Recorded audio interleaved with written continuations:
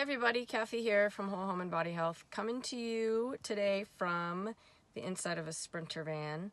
I purchased this van recently because I spend so much time on the road, and I needed a big enough vehicle for all of my equipment and everything. So it has been good, although there are some challenges with it from a health perspective, like the dirty electricity from the battery, the house battery and the battery inverter, as well as the car battery, which is right under my feet, which has a very, very high magnetic field on it, which I have reduced significantly, and I have videos on those, so I will put links below.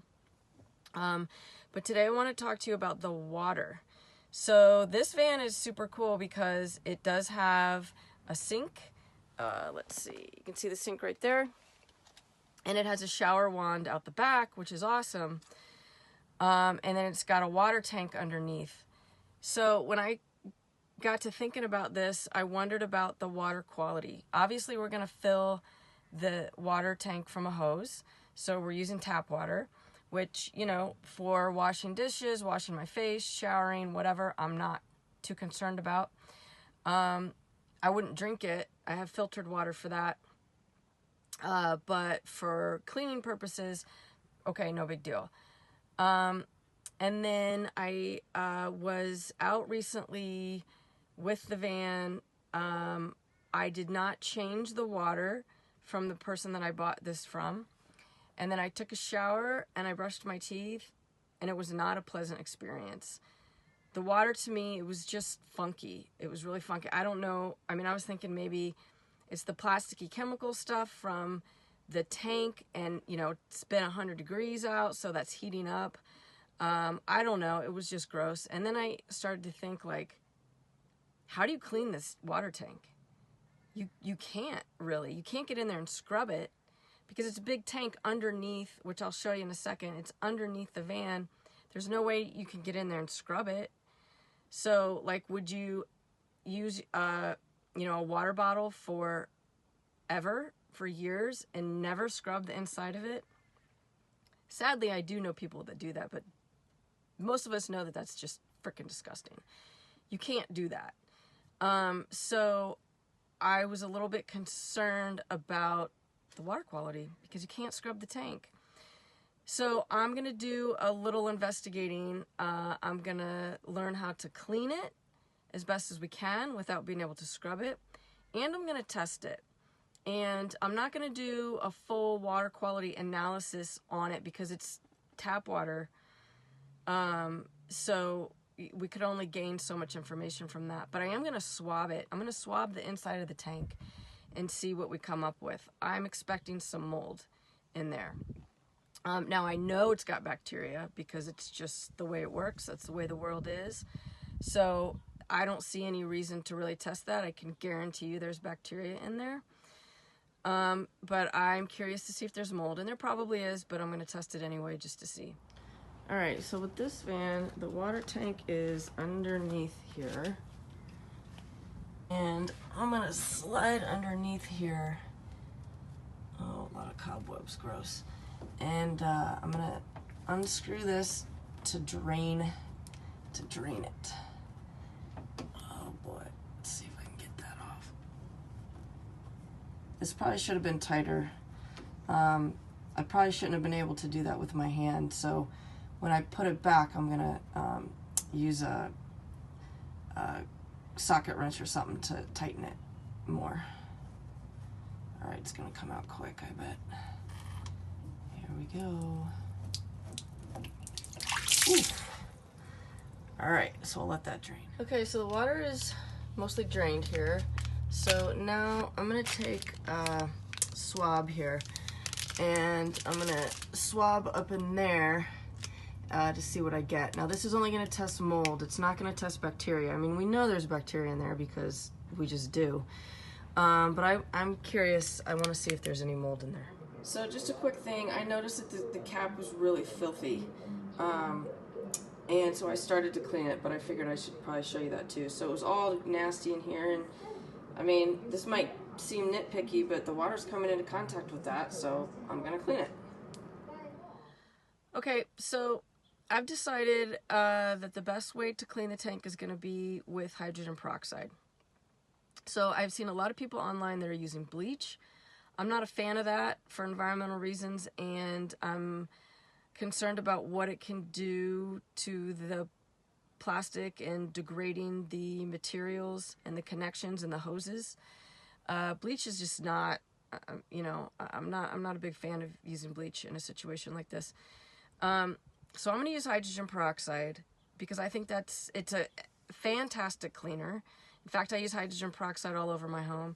At one time, hospitals used it everywhere as their main cleaning product, which I wish they still did, because the very, very strong chemicals they use are not great for indoor air quality or for their patients or workers or staff.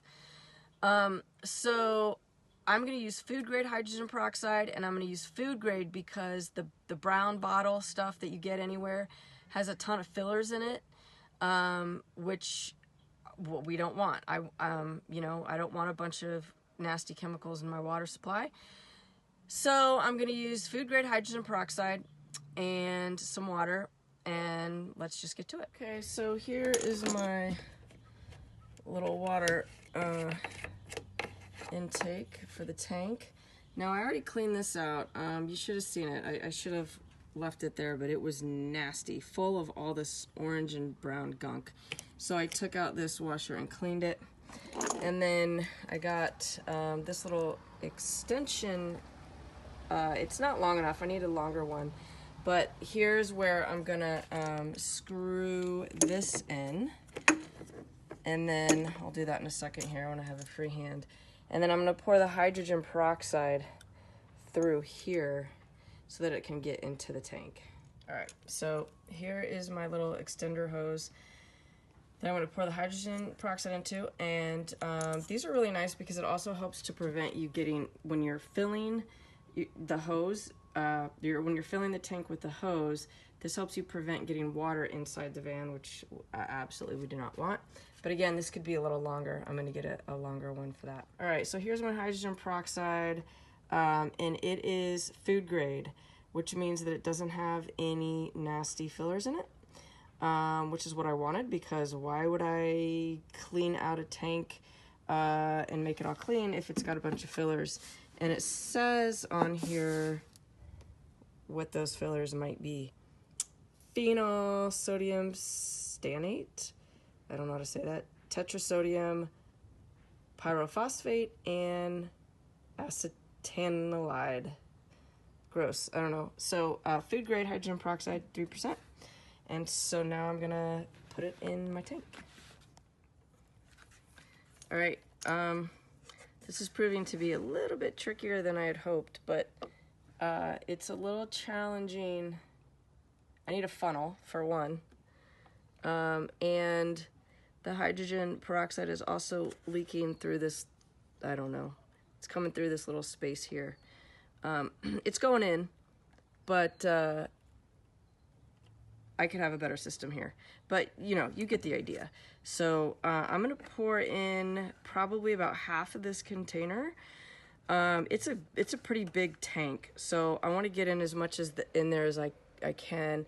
I saw someone say online that they put in 5 ounces. I don't think that's enough. 5 ounces is a tiny little amount for a huge tank like that. So this bucket is 67 ounces. I'm gonna put in half. I mean, this is not that scientific. I'm just kind of guessing here.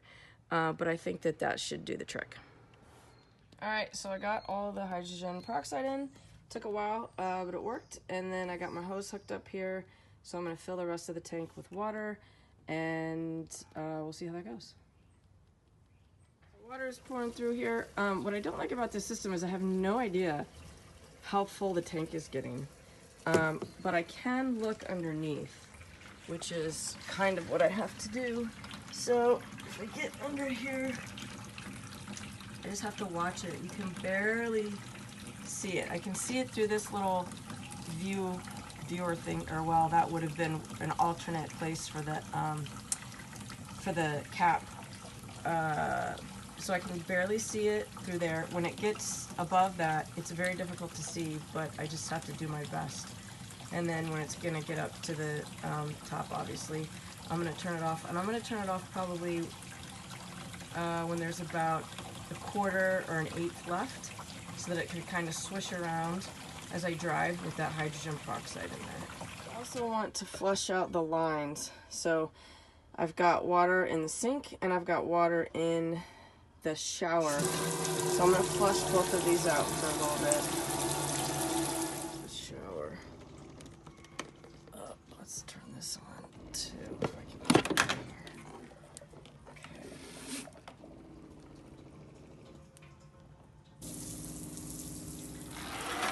Okay. Maybe I can shower the lawn with this gross water. But I mean, these are long, you know, hoses and stuff. So I definitely want to make sure that all of this hydrogen peroxide goes through all of the lines to clean that as well. All right, so we got that done. We drained the water. I filled it with fresh, new water from the hose and about 25-30 ounces maybe of hydrogen peroxide. And then I drove it around and let it swish around for a day, and then I drained it again, and then I filled it with water again to rinse it. I drained that, and now I've refilled it with a fresh tank. So hopefully we'll see how that goes. I'm hoping it's not funky anymore. Okay, everybody, I want to give you a quick update here. It's obviously much later in the season. It's about 2 months later. It's October right now. I am using the van on a work trip. I'm staying at this amazing campground in Oregon. And I've taken the van out many times for several weeks at a time since I changed out the water and cleaned it with the peroxide. And I'm happy to report that it worked really well. At least there's no funkiness at all. I've used the shower and I use it, you know, for washing dishes and brushing my teeth and all that, and it's totally fine. So I'm really happy about that. I also got the results back from the swab I took, and sure enough, it was mold. It was Aspergillus penicillium, which are both species that can create mycotoxins. We absolutely do not want that in our water. While the hydrogen peroxide might kill it, it doesn't scrub it away.